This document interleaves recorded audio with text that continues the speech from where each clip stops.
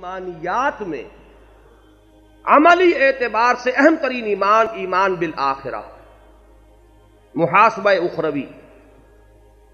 جتنا یقین اس پر ہوگا اتنا ہی انسان تیر کی طرح سیدھا رہے گا، اور جتنا اس پر یقین مزمحل ہو جائے گا اتنی ہی کجی آ جائے گی.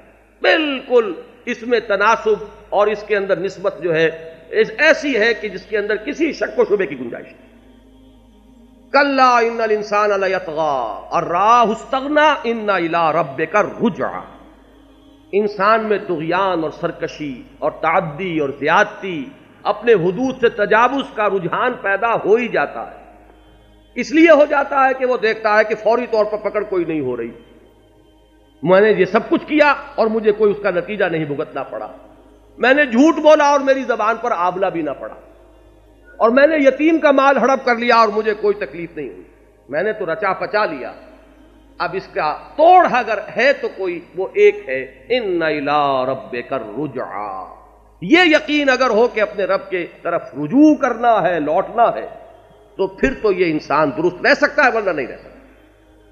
اس محاسبہ اخروی کے بارے میں جان لیجئے، اللہ جب حساب لیں گے تو اس حساب کی ایک تو ہے پہلی بنیاد اور ایک ہے اس کی تکمیلی بنیاد. پہلی بنیاد کیا ہے؟ ہم نے تمہیں سمیع اور بصیر بنا کر بھیجا تھا. ہم نے تمہیں عقل دے کر بھیجا تھا. ہم نے تمہارے اندر نیکی اور بدی کی پہچان ودیت کر کے تمہیں بھیجا تھا. ہم نے تمہارے دل میں اپنی اجمالی معرفت رکھ دی تھی. ہم نے تمہارے اندر اپنی وہ روح پھونکی تھی، اپنی اس روح میں سے پھونکا تھا کہ جس میں ہماری محبت کی ایک آگ دھیمی سی سلگتی رہتی.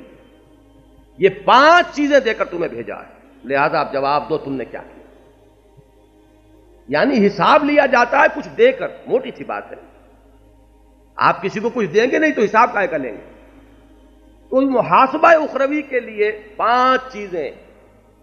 انا خلقنا الانسان من نطفۃ امشاج نبتلیہ فجعلناہ سمیعا بصیرا. سماعت اور بصارت، عقل دی ہے. ان السمع والبصر والفؤاد کل اولئک کان عنہ مسئولا. نیکی اور بدی کی تمیز بخشی ہے. فالہمہا فجورہا وتقواہا. پھر یہ قلب، لمن کان لہ قلب او القى السمع وهو شہید. یہ قلب کیا شے ہے، اب اس پر تفصیل سے اس وقت گفتگو نہیں ہو سکتی. اور اس سے بھی آگے جائیے، روح جس کی نسبت ہے ذات باری تعالیٰ کی طرف. وَنَفَخْتُ فِيهِ مِن رُوحِي.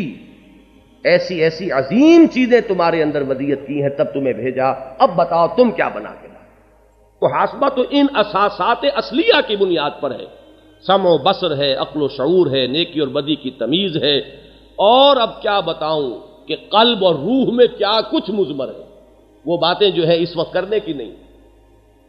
یہ ہے اساسات اصلیہ محاسبہ اخروی کی.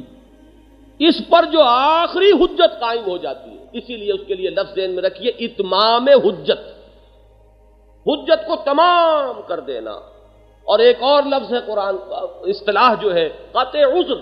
کوئی عذر نہ رہے، کوئی بہانہ پیش نہ کر سکے. وہ ہے نبوت اور رسالت.